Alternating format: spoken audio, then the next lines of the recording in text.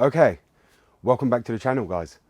So, as the new year approaches, 2022, many of you are thinking about buying a BMW 60, E90, E63, regardless what BMW it is. And I'm here to actually tell you why you should not buy a BMW just yet until you watch this video. This is also going to give you tips and tricks on what to look for and how to diagnose a badly neglected and unlooked after example of a BMW, and how to spot certain things that you just need to walk away from the car and go and look for a more looked after one. There's a lot of mistakes a lot of you guys make, and this is how my channel gets very found by a lot of you guys who go out, spend your hard-earned money buying a BMW, and then only to have a lot of issues, and then you come to me with your issues and end up finding my channel. So I'm going to be showing you today what to look for and what to avoid when you go to buy a BMW. Goddamn, get it done, will ya? Woo. When the blow up now, everybody's so unusual with it. Shit. But said times in his rhymes, cause his memories. We running through New York, so you know. So guys, we are going to use my BMW E60 M5, and this doesn't apply to this specific car at all. Regardless what BMW you have, these are the common problems you will find on the BM, and it's nothing to do with the engine, so we won't even get onto the engine.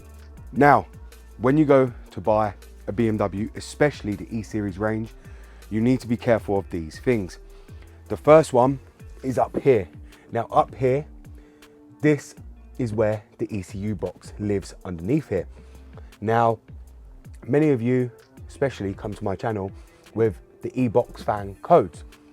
A lot of the time, them E-Box fan codes are to do with water getting behind this scuttle here, entering your DME and causing your DME to be fried. What ends up happening, the water sits down here in the ECU box well, and it ends up causing condensation into the ECU, which destroys all the chipsets and all the board itself, which ends up corroding all the board. Now, this isn't just an example on E60. We have seen this many, many times, especially in the USA and here in the UK. A lot on the 1 Series, especially the 2-litre diesels, is a common issue. Now, a lot of people ain't aware that this actually happens, but this is one thing I do recommend to actually take tools with you. Regardless what tools you have, I'll take a whole socket kit and remove this whole scuttle and check for water in the ECU box.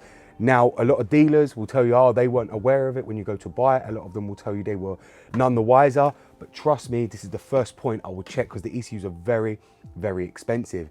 You can get them cloned, people like me and other people who know how to do it and do it for you a lot cheaper. But if you have to go to the dealers, because specific ECU, you can't find it online, it's going to be very, very expensive, more than probably what you paid for the car. Now, underneath here, if you have got time to save it before it actually happens and you bought the car and it didn't have the water underneath here, your best thing you can do is pull out the drain plugs which sit underneath here. I have shown you on previous videos how to locate them. There is drain plugs underneath there. You can get to them and you just push them out, or if you need to use a flathead screwdriver, you'll feel where it starts getting spongy, where they're very rubber little grommets, and you just push them through.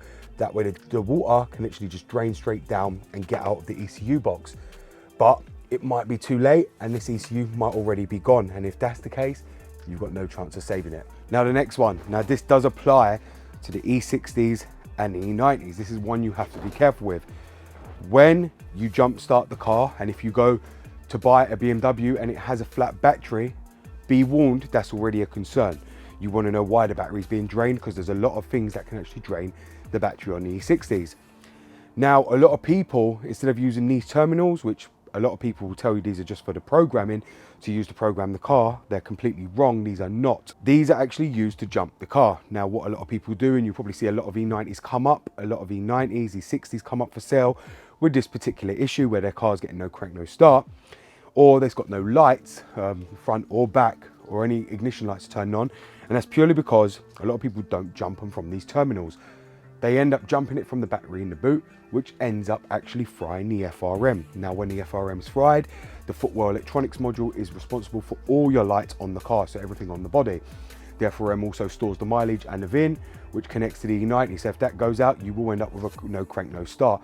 And that's purely because it's linked on with the CAS, and if it can't get a signal from the FRM, you won't have no lights. Some people get lucky, some people do it, but then the next time they come to actually jump their car from the battery, they end up with the FRM fried. And I get this a lot.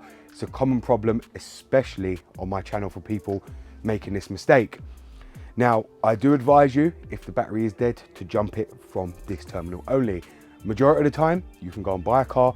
It's been sitting for months, where BMWs ain't very sellable, especially in a lot of dealerships, because they require a lot of maintenance, and the battery might just be genuinely dead. If that is the case, make sure when you go to buy your BMW, you jump it from these terminals. You'll see here, that is the positive terminal you need to jump from. Up here, this is your negative point. Make sure to jump from there, and I do recommend to take a jump pack with you. Do not try and jumpstart these cars from another car.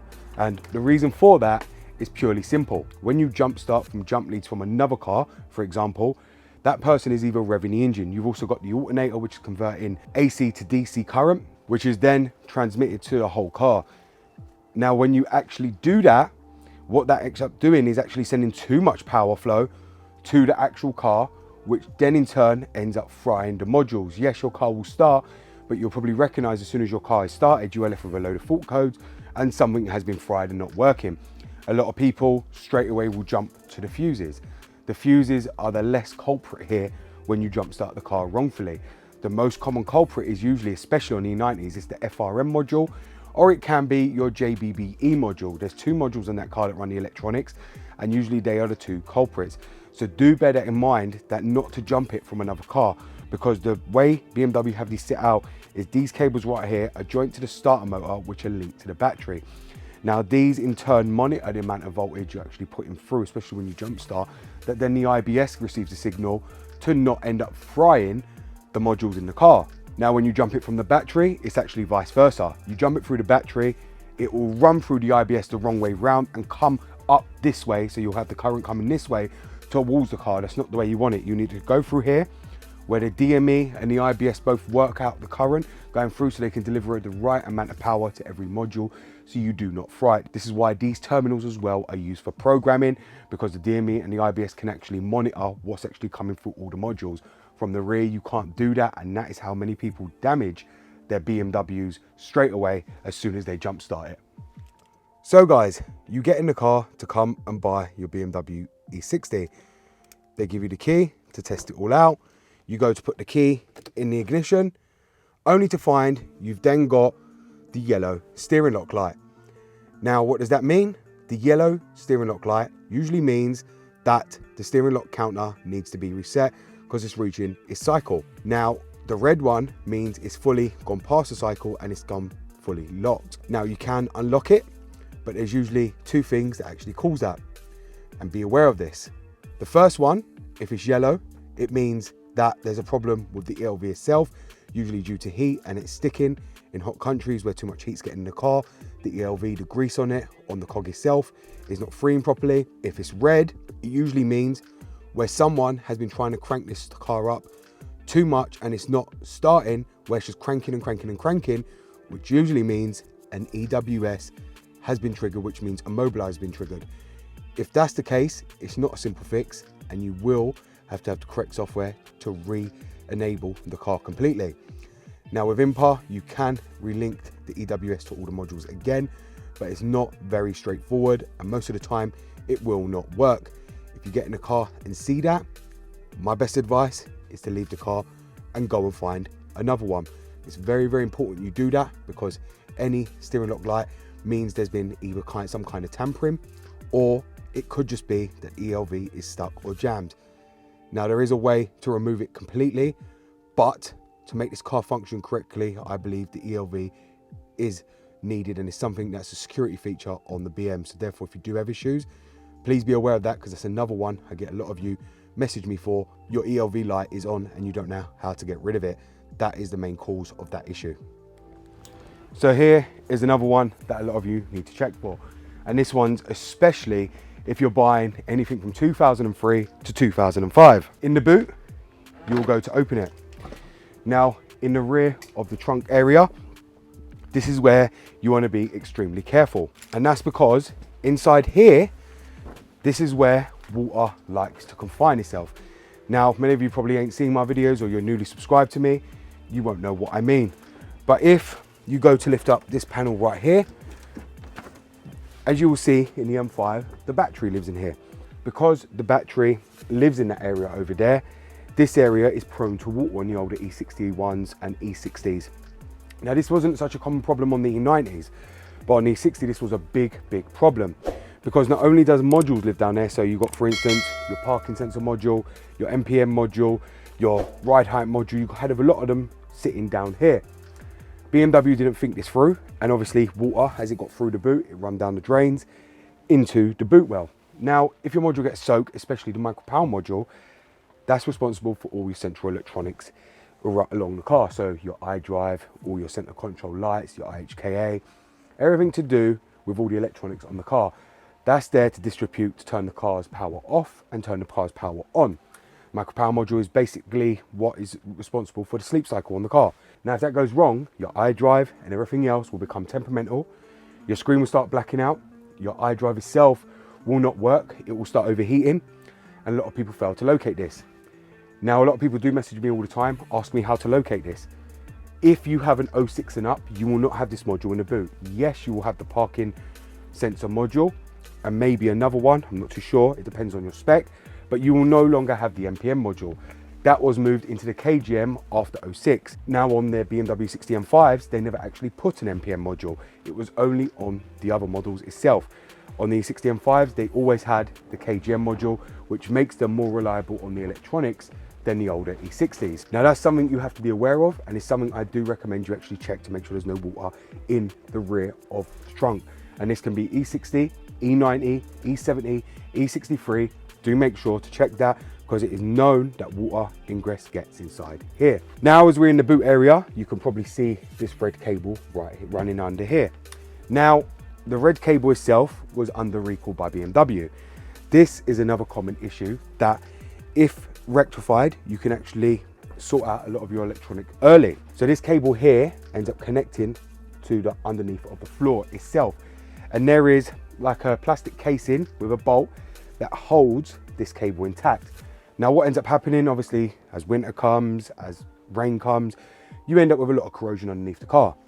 Now that little cap itself can end up with the grease coming off of the bolt, which can end up with central electronics failure. Now the cable itself lives underneath the car, and if you was to get up with a torch, you would actually see it. And one day when I actually jack this car up high enough, I'll actually show you guys where the cable is actually located for this live cable itself. The cap underneath there is under recall, and if you do own an E60 and you haven't had it done, make sure to get it done, because it was a common issue. And if that lets go, that will leave you with no electronics, and the car will completely shut off, including your steering. That's why BMW had to do it as a recall, because the cap itself got a lot of debris from the road inside it, stop the grease, and the electronics can easily be fried. So do make sure to have that cable done if you haven't done it. It is a free recall. BMW won't charge you either. So the next one on these is the IBS cable itself. Now the IBS cable, this was replaced on mine before I actually bought it, and they are known to go out. Do not think you can just hotwire these or jump them like a lot of people seem to think. These need to be replaced. If you don't replace these, the car will not shut down properly, and it will not conserve enough energy for you to start your car. The whole idea of the IBS is this is responsible for shutting down any electronics that is causing a drainage on your car. If that IBS detects anything that's not shutting off by the system itself, it will turn it off, save your battery so you can start the car next time. A lot of people believe in trying to get rid of it and not replacing it, but that is your safety feature right there. So this is another thing that many of you guys need to be able to check for in the boot area as well. This is a battery blow off cable. A lot of people don't know that. In the event of an accident or a car being damaged, this cable will blow off to prevent the electronics keeping alive, and therefore the fuel pump to stop obviously pumping in the event of an accident, to spill fuel all over the road, depending on the size of the accident. But regardless of the accident you have, if the airbags deploy, this battery blow off cable will completely come off. And that's what it's designed to do. And that's how your electronics will stop working. And that's why a lot of the time you'll see BMWs being towed or recovered, because that cable's come off, your car will only crank and not start because that cable's been disconnected. You will have to buy a new one. And if you have got a new one, then that's the first sign you'll know that car has been in some kind of impact, because this cable will be a completely different color and be all new. So do be sure to actually check that, because that is how you'll know if your car's been in an accident. Now there is a lot to check in here, and we could go over a load of other things. We could go over all the modules. But a lot of the modules on here are very, very easy to replace, and they're not going to affect the drivability of the car or obviously the safety of the car. But there is other ways to check the car if you don't feel comfortable and you don't know what you're looking for. There's one thing you can do to actually find out if the car is safe and if it has any issues, a much quicker way, and then you'll be able to walk away a lot faster than you would having to do this. Okay guys, so if you've done all them checks on your BMW when you've gone to purchase it and you still don't feel safe, the easiest thing you can actually do is walk away from the car, find a friend or go to a shop and buy a scan tool. Failing that, you could always put a deposit on the car and say you'll be back in a few days. Most dealerships will hold the car for you until you're fairly certain. Majority of the time, BMWs don't sell that quickly, and trust me, even if people tell you they've got a lot of people interested, do not believe them.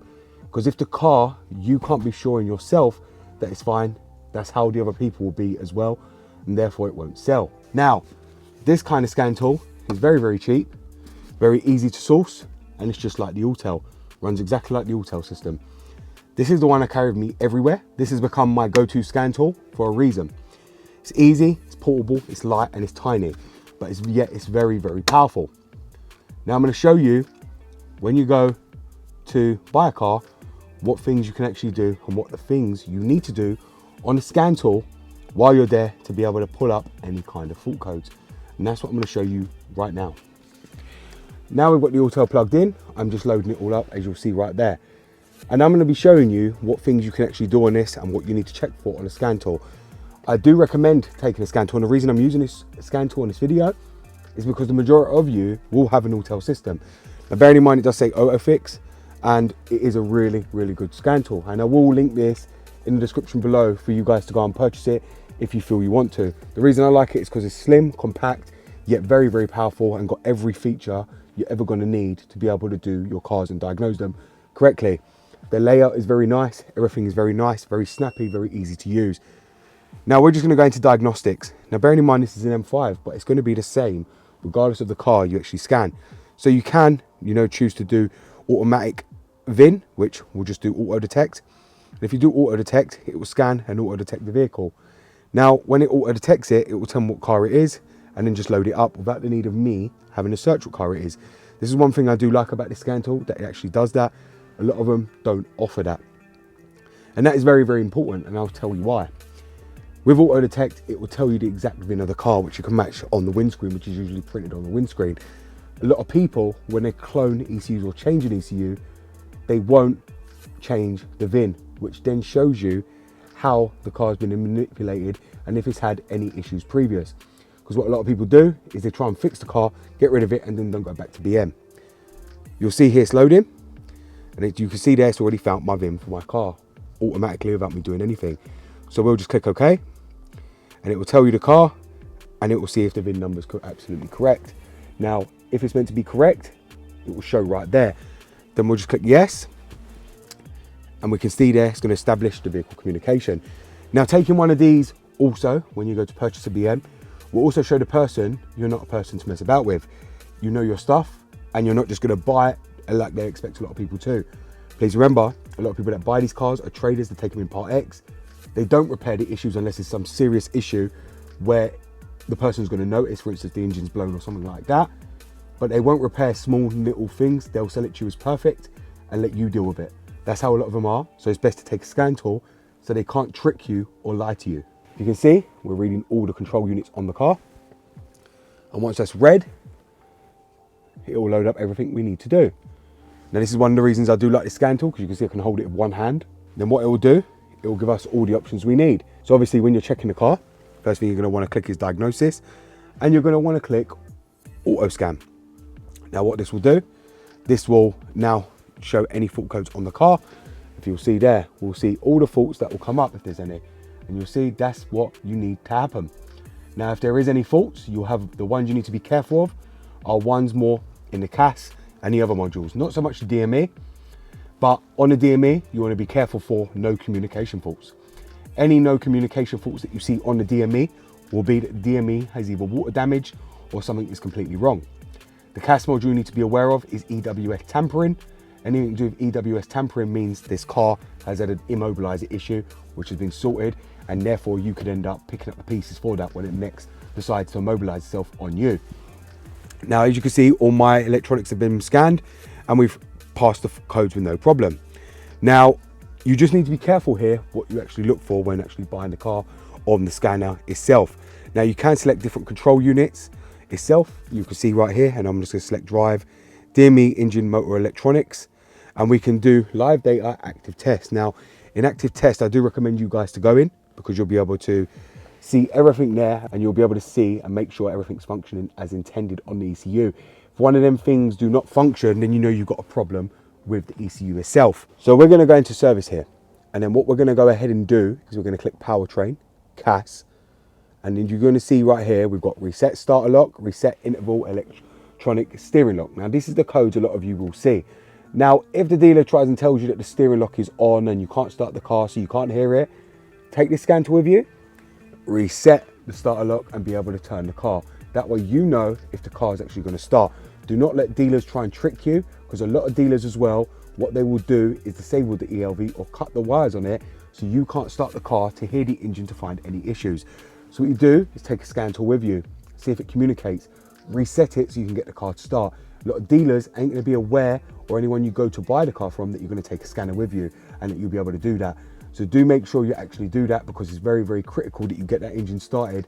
That way you can find out if there's any other fault codes going to pop up after the engine is running. Like I say, this right here is going to be your best friend to find any faults.